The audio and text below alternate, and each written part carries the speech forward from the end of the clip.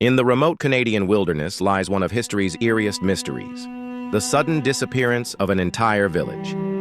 This is the story of Anjikuni Lake, a place where a community simply ceased to exist, leaving behind only questions.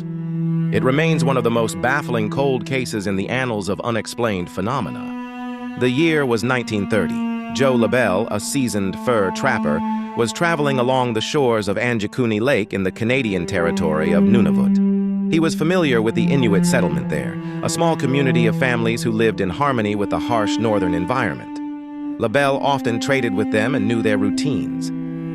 But when Labelle arrived, something was terribly wrong. The village was completely deserted. Homes stood empty, personal belongings left behind as if their owners had just stepped out for a moment. The silence was profound, broken only by the biting wind.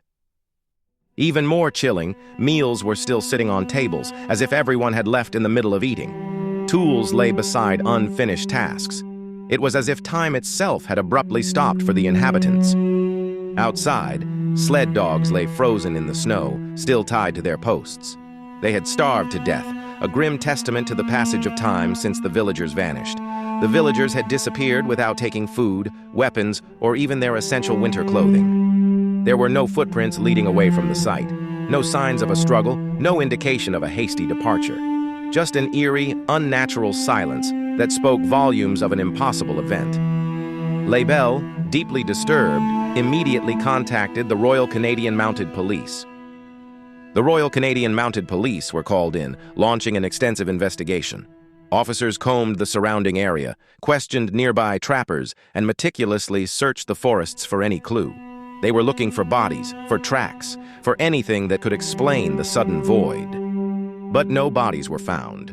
No signs of a struggle, no evidence of an attack or a mass exodus. The village was a ghost town, frozen in time, a perfect snapshot of life abruptly interrupted. The vast, unforgiving landscape offered no answers, only an impenetrable mystery. The police expanded their search for miles around the lake, interviewing anyone who might have passed through the area. Yet no one had seen the villagers leave, nor had they encountered any large group traveling through the desolate terrain. It was as if the entire community had simply evaporated into thin air. The Anjikuni Lake Mystery defies conventional explanation. How could an entire community skilled in survival vanish without a trace in such a harsh environment? What force could compel them to abandon their homes and all their possessions so suddenly? Some theories suggest a sudden migration due to starvation or illness, but this doesn't explain the abandoned food and lack of tracks. Others whisper of more sinister possibilities, like a mass abduction or a natural disaster that left no physical evidence. The sheer completeness of the disappearance is what makes it so unsettling. More outlandish theories point to supernatural forces. Strange, unexplained lights were reportedly seen in the sky near Anjikuni around the time of the disappearance. These accounts, though unverified, add another layer of intrigue to an already baffling case. Some even speak of ancient curses or unknown entities. To this day, no one knows what truly happened at Anjikuni Lake.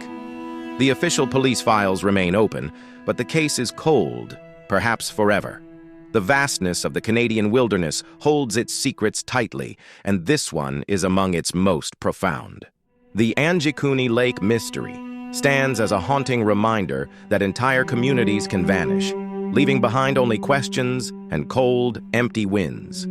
It is a chilling testament to the unknown, a story that continues to echo through the desolate northern landscape.